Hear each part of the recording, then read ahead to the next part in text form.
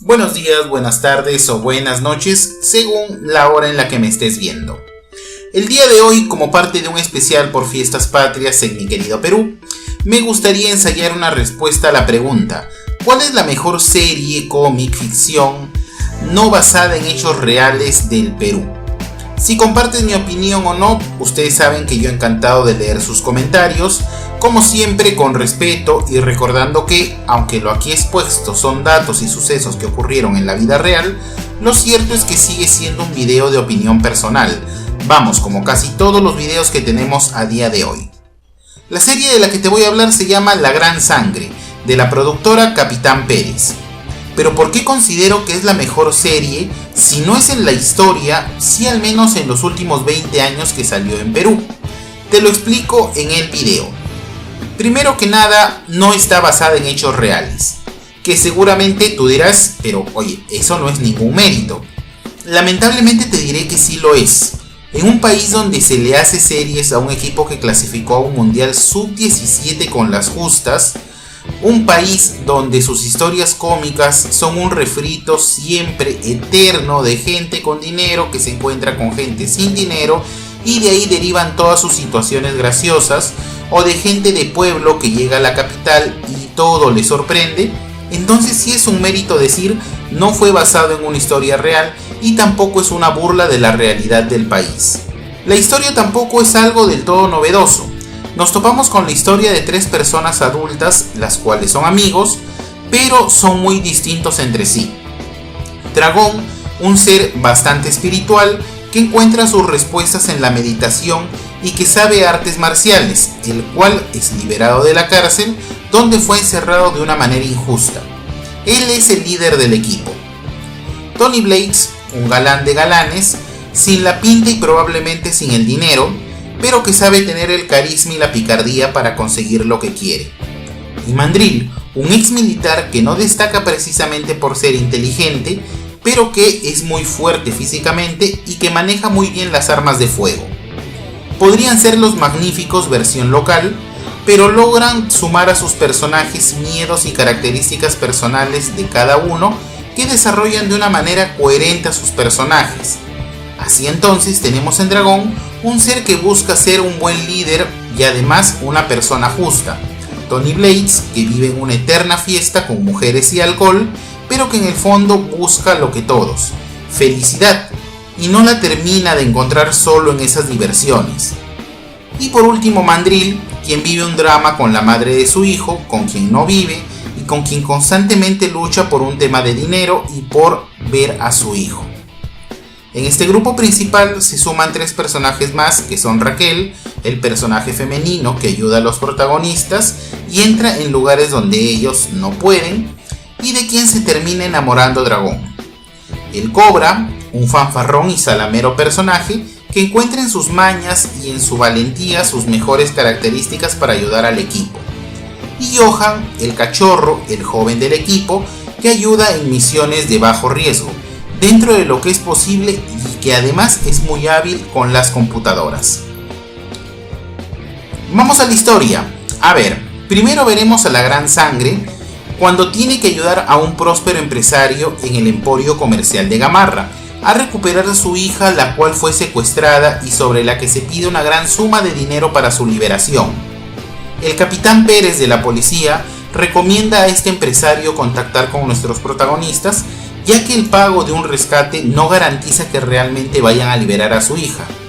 Ironías de la vida, el conde, quien fuera el líder de los secuestradores, es antiguo rival de nuestros protagonistas, y eso es algo que también resalto de la historia, y es que no te intentan contar historias con manzanitas para que no pienses ni imagines nada, sino que desde el comienzo dejan en claro que nuestros héroes tienen un pasado y cargan con culpas, traumas y rencores contra los que ellos mismos luchan, pues el conde, como mencioné, es rival desde antes del episodio 1 del Dragón.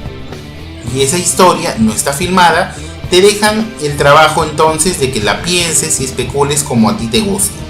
Y así pues, tras una primera temporada que sirve para conocer y encariñarnos un poco con los personajes, logran salir airosos de la batalla contra el conde. En su segunda temporada aparecerían las diosas malditas, unas delincuentes de obras de arte y en donde la policía, al reconocer que no son capaces de detenerlas, llaman a la Gran Sangre, que más allá de un aporte, en realidad no nos ofrecería nada más esta temporada.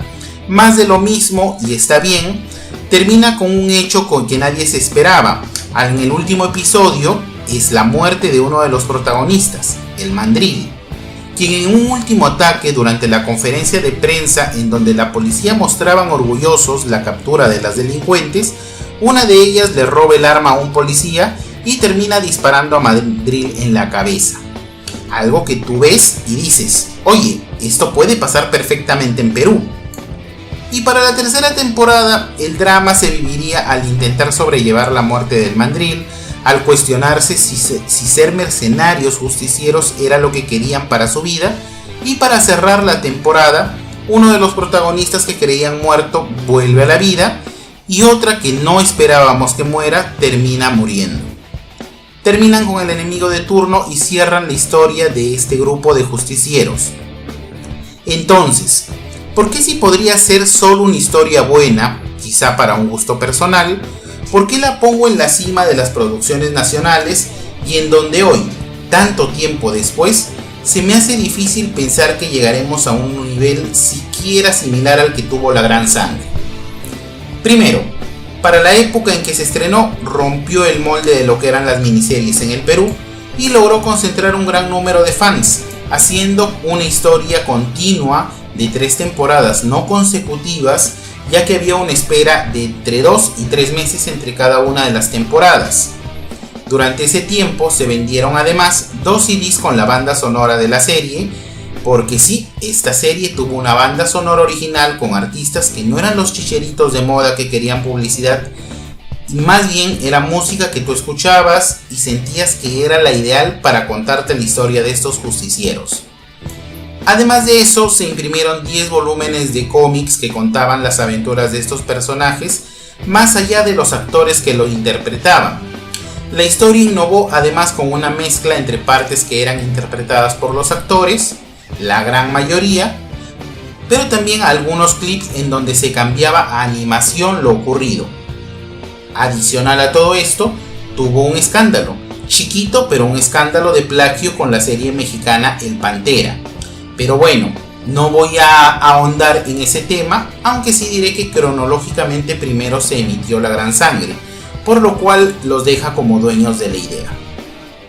Con toda esta fanaticada se realizó una película que dejaba La Gran Sangre como un producto que tenía 10 cómics, 2 CDs de banda sonora, animación dentro de sus episodios, un videojuego en Macromedia Flash que no vale la pena mencionar mucho porque era muy simple, y además una película mal llevada, por cierto, con una historia mal contada, la verdad, y un final que dejaba pie a una 4ª temporada que nunca se dio como tal.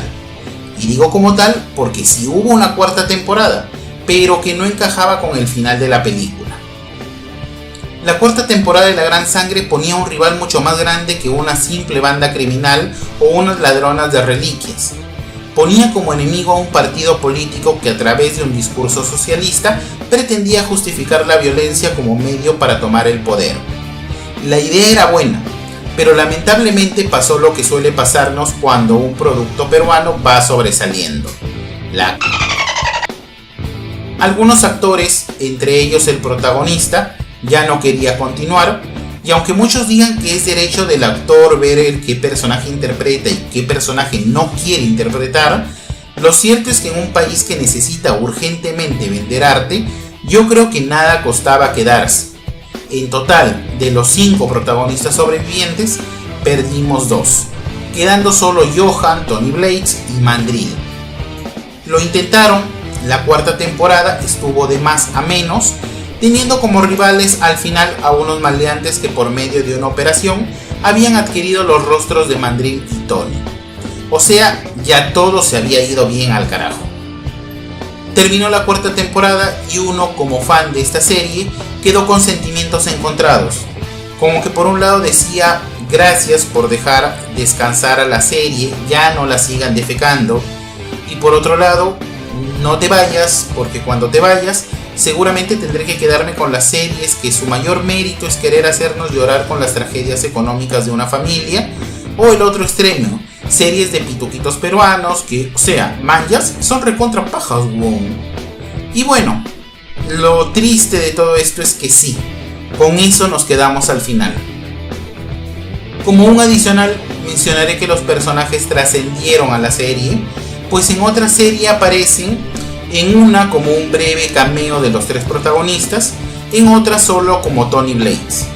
Y sí, para mí, esta fue la mejor serie que produjo el Perú. Y a ti te puede o no te puede gustar su historia, sus personajes o su música, pero creo que como esta serie, con la fanaticada que logró tener, con gente que compraba sus polos, sus cómics, su música, solo porque era la gran sangre, no hemos tenido ninguna en Perú. ¿Qué queda de arte en el Perú? Podemos aquí tener una gran autocrítica, al decir que lamentablemente no tenemos mucho. Tuvimos la primera película de animación 3D, Piratas en el Callao, aunque una vez escuché que la querían llamar o la llamaron en el extranjero Piratas en el Pacífico, que la verdad es un nombre muchísimo mejor a mi gusto personal, mucho más comercial. Tenemos el cómic del Capitán Cóndor, que no termina de convencerme, pero ahí está. Y hay un canal llamado Polo Verde que hace muy buenas animaciones, pero creo que están bien lejos de siquiera innovar como lo hizo esta serie, que no te vendía de una manera escandalosa que tienes que ser peruano porque ser peruano es ser chévere, que no busca clichés. ¿Y qué es eso? Una serie, una novela si quieren, donde te cuentan una historia interesante, latina, que pudo ser peruana, colombiana, panameña o de cualquier otro país de Latinoamérica y te lo crees. Y creo que eso nos falta, historias así. Y esto fue el especial de Fiestas Patrias, espero que les haya gustado. Y si fue así, te pediría que me dejes un pulgar arriba y compartas este video con los chiquiviejos que vimos esta serie y los chiquinuevos que desean verla. Te pido te pases por mi canal, tenemos videos de anime, de juegos de rol y poco a poco videos de opinión como este. De mi parte ha sido todo, nos vemos en un próximo video.